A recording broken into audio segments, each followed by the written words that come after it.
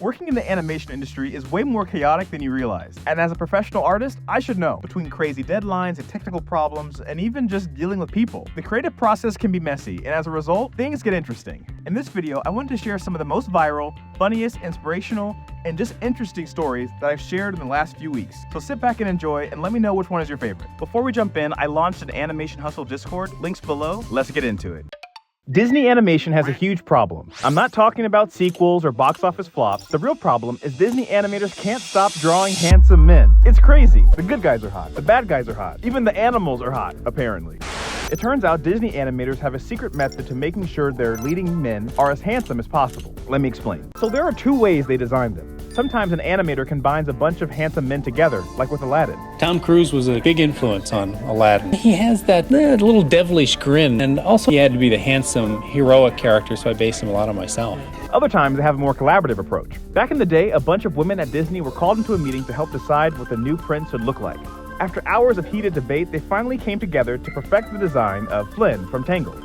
Have you noticed animators can't stop making things jiggle? It's crazy. They are obsessed with making body parts bounce. And low-key, it's super satisfying, but sometimes they take it way too far. You won't believe the crazy things they've added jiggle to. So let's go back. Animators have been adding jiggle to their characters for a long time. You can see it all the way back in Pinocchio and even some of their more recent pencil animation. It's such an important element to making a character feel alive that old-school Disney animators actually made a rule that you kind of had to include it. It's something that's easy to do in 2D, however, when you try to do it in other animation styles, it can cause some problems. Over the years, so many different productions had to invent new technology to create jiggle effects in stop motion and even CGI. But it's getting even more ridiculous. Look, we all appreciate some cheeks bouncing.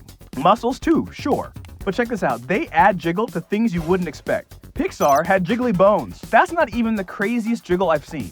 Adding bounce is so important that animators spent months developing a way to add jiggle to robots.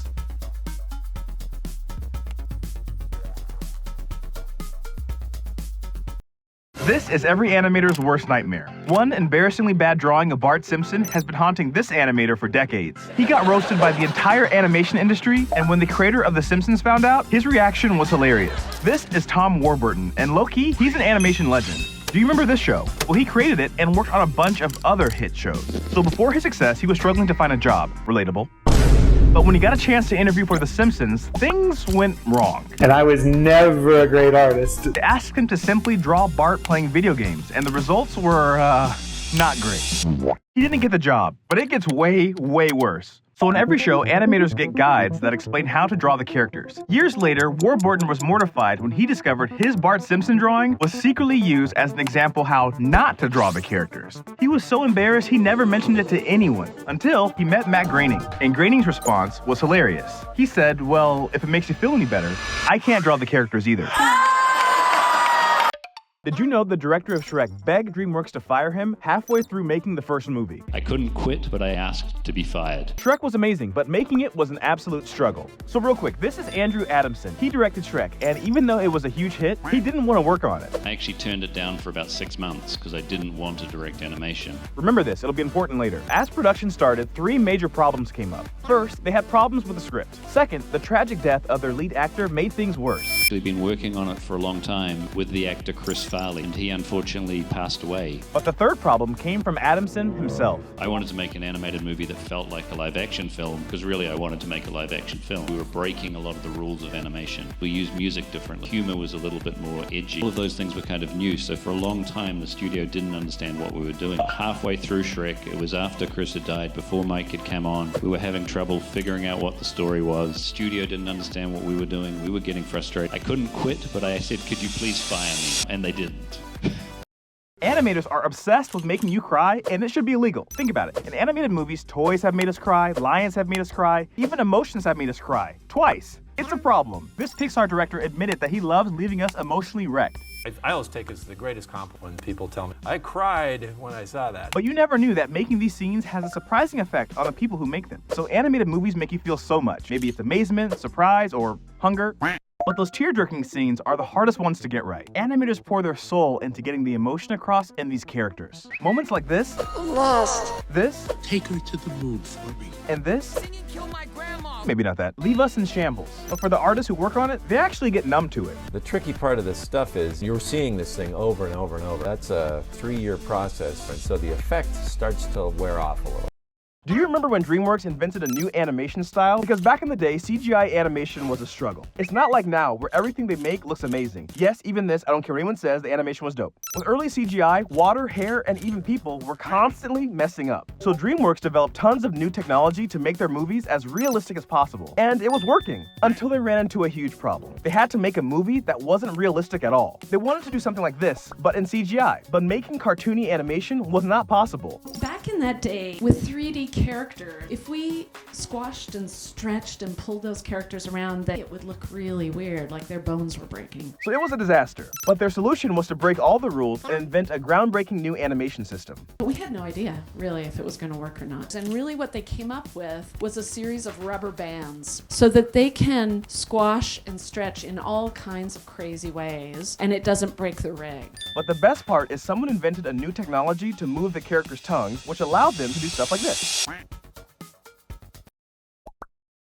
Do you notice when animators do stuff like this? 1 second you're watching a basic regular cartoon, and the next one, the animation is randomly really good. This shot went insanely viral for its super smooth animation in the body, face, and hair. Just look how fluid it all is. Here are 3 more hilariously impressive, oddly smooth animated scenes that'll make you go, oh, that's where the budget went. We all love Scooby-Doo, but the animation is known for being, not the best. Huh? The characters are usually pretty stiff. However, when one animator had to draw Fred's hair for this scene, they went all out. Number 2 is from Gumball. Now, this show has tons of different animation styles, but the main characters are typically pretty basic. So it's always amazing to see a scene animated like this, cut to a scene that's animated like this. Or this. Or this. Now, the last one is probably the most famous. The Simpsons animation has gone from this to this. But back in the day, this random character was animated so well. Look how smooth it is. And the best part is, after all this amazingly smooth animation, they draw Bart like this. Bruh. Subscribe for part 2.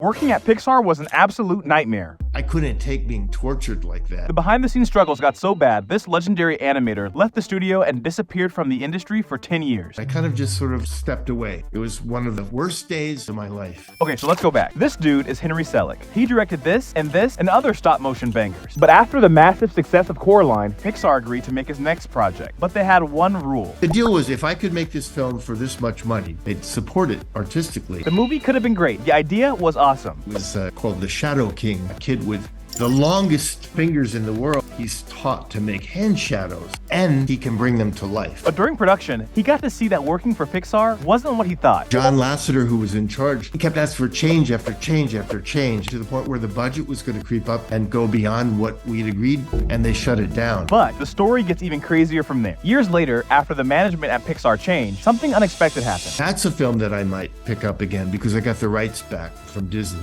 to The Shadow King.